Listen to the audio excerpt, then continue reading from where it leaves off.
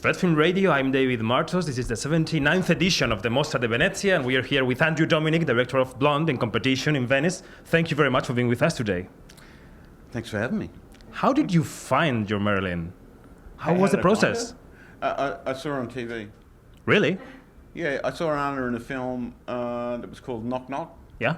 And I thought that girl could be Marilyn Monroe. Why? Because she looked like her. And she was compelling on screen. You just wanted to watch her. It's usually an instinctive thing, and I usually know as soon as the person walks through the door, I know who the right person to cast. Mm-hmm. This process, the process to get here has been long, very long. Yeah.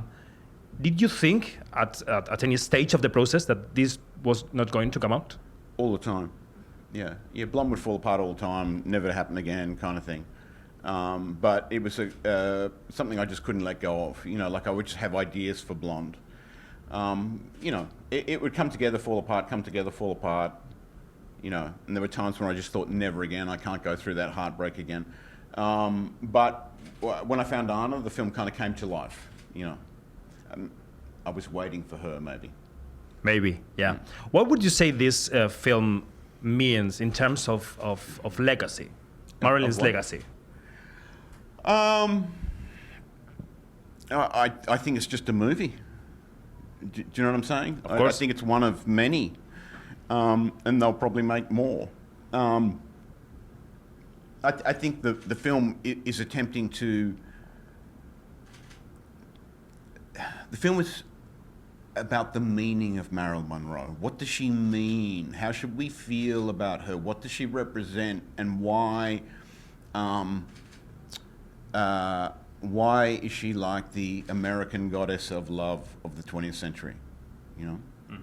And for the first time, maybe we see Marilyn from the eyes of the men who wanted to have her. I don't think we ever see Marilyn through the eyes of the men. I think we see the men through the eyes of Norma. Okay. Yeah. Was that your main intention with the film? I don't think we see any point of view in the movie that is not hers. And I think, you know, her I think we see the whole world through the lens of her drama, you know, her internal trauma. And as you said in the press conference, the two women are intertwined, Marilyn and Norma, all the time. No, I think they're split.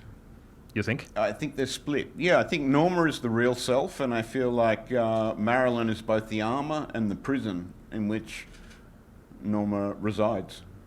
Mm-hmm. I would like to make one last question about the process of creating the character with Anna. The accent, the movements, even the eyes, the look. How was that?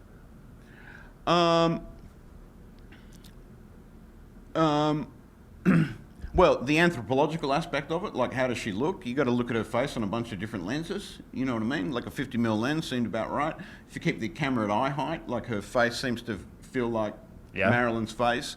I mean, obviously the hair, all the clothes, the makeup. I mean, the makeup, it's not exactly like Marilyn Monroe's makeup. And in fact, what people think of as being Marilyn Monroe's makeup is more like Marilyn Monroe's makeup through Marilyn Monroe impersonators than Marilyn's actual makeup. So there's all that stuff, right? And then as far as the character's concerned, it's something that we're always discovering. You know, like you're always trying to make it live. There's two aspects to it. Do you know what I'm saying? There's the anthropological, and then there's like the scenes themselves. You have to make the scenes work as well. Okay, Andrew Dominik, director of Blonde, thank you very much for being with us today. Okay. I'm David Martos. This is Fred, the Festival Insider.